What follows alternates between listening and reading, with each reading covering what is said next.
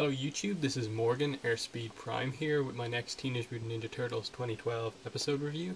And this is going to be the 5th episode review on the 6th episode. And the 6th episode of Turtles 106 is titled Metalhead. And before I get started on that review, I've had a few questions about if I have any of the new Turtles action figures, and yes, I do. I have one. I have Leonardo so far from the obviously new show Turtles. They're not actually out here in Ireland yet. The new figures, they're out on December 1st, but I did order this one online from an online toy store place because I really wanted to get Leonardo because he's my favourite one. But I will be getting the other ones when they do come out here, so I'll probably have them around Christmas time, and I will probably do like a video review on basically the 4 turtles and if I get any of the other ones. Just, you know, because I have had people asking if I have them, and yeah, I do have one Leonardo. But the episode 106 Metalhead.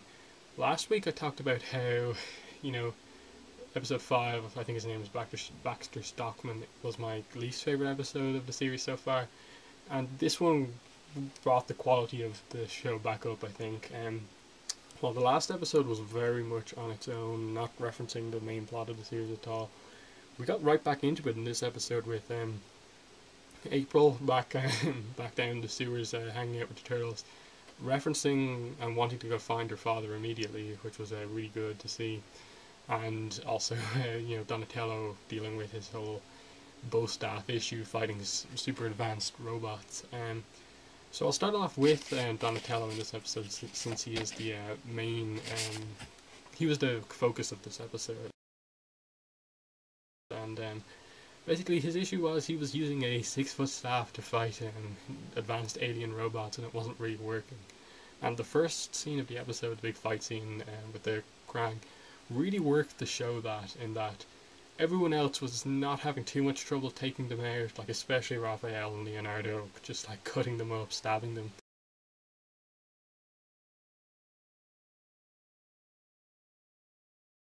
And Mikey with his nunchucks was kind of taking them down, not quite destroying them as much as Leonardo and Raphael, but he wasn't having as much trouble as Donatello with just a kind of wooden staff.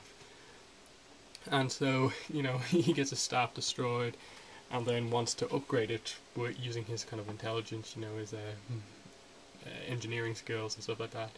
And we get a nice moment where, like, he asks Splinter, can he do it, and he expects Splinter to say no, and he's like, oh, that's so unfair, but Splinter says yes, because you know, he thinks he's just going to slightly upgrade it, like maybe adds a little bit onto it, but he just goes completely away from the staff, you know, solar powered staff, and decides to make this robot Metalhead, which is the title of the episode.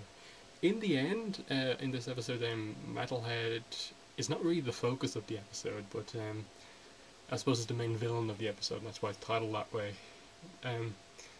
But yeah, we see he makes Metalhead, this robot, out of much of the kind of Krang tech that they've taken.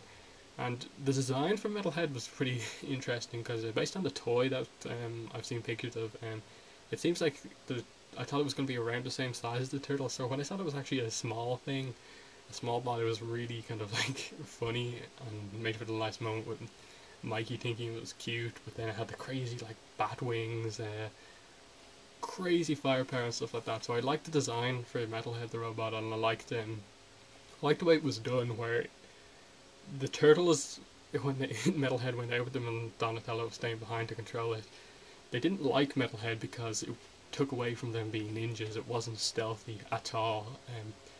The big scene that kind of showed off this was basically they see April down the ground when they're up on the roof. The 3 other turtles kind of just jump down really silently, and then just waiting, and they suddenly hear such crash into the dumpster. I'm just like, okay, this thing's not stealthy at all. But kind of Donnie, through Metalhead, had a kind of chance to speak to April on his own, and kind of we got more information on that kind of crush thing there. And there's some really hilarious scenes up on the rooftop as April and Metalhead watch the fight. And you see the Metalheads like kind of Donnie kind of moves the head, just like, and April's just like, yes. And then Donnie kind of messes up with the mute and stuff like that and tells her she's beautiful and stuff like that.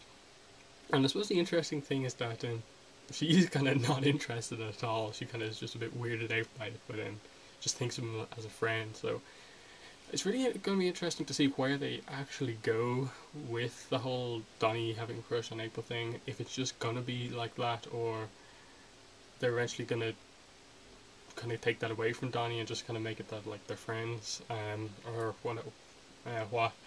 But that's going to be explored next episode, I think. Anyway, in the end, the end of the kind of Donatello Bostaff issue, it was done a bit differently. Like I expected, like Splinter to just give him an interesting piece of advice and he'd go in and like instantly win with the Bostaff. But the thing is, the Bostaff gets broken again, and in the end, it's Donatello's not his mechanical skills, but more his just cleverness in battle that kind of wins the fight when Metalhead gets taken over by the Krang.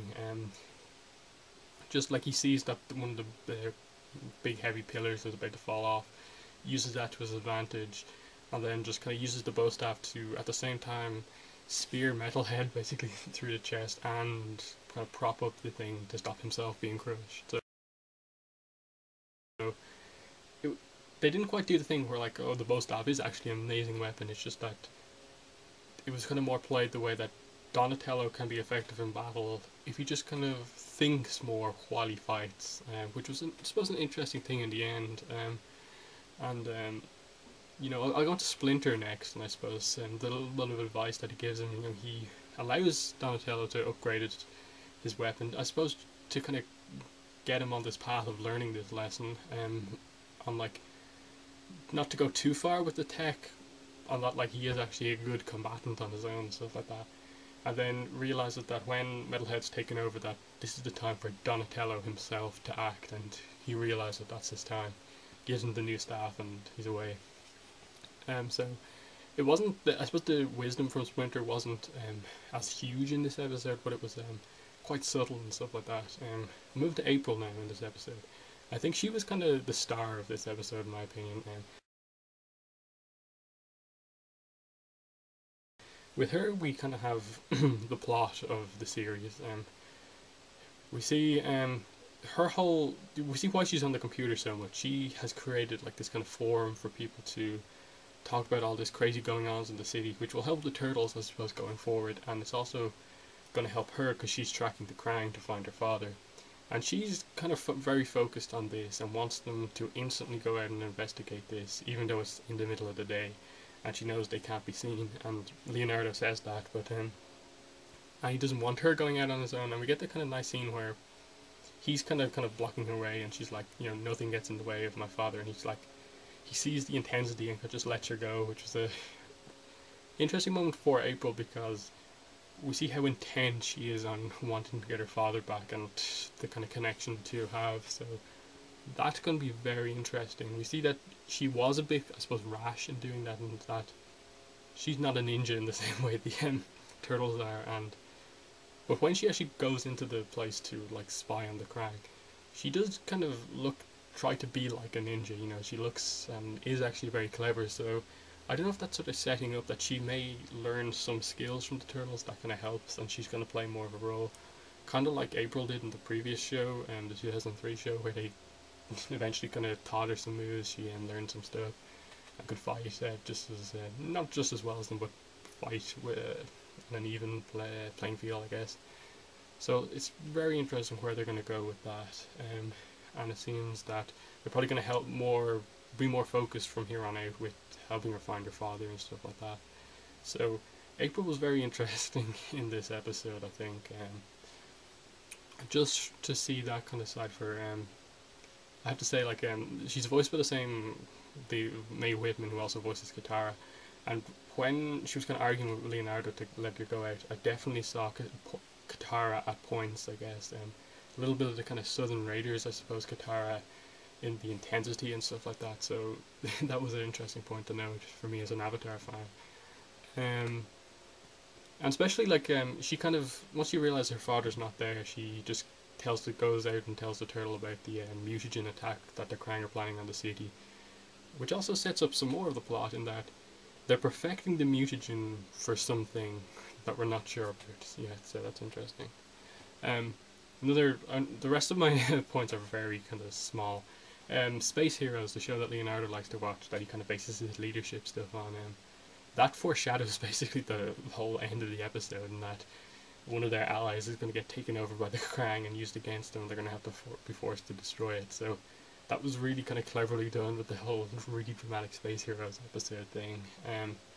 Mikey, he tries to kill Metalhead with the classic groin shot, which fails this time, but it always works. And it's just like, yeah, that was great. So yeah, I was pretty impressed with this episode.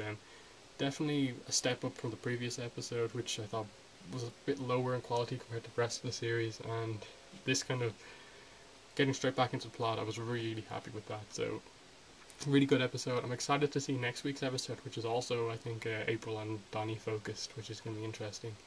So, yeah, thank you for watching this episode review, and bye.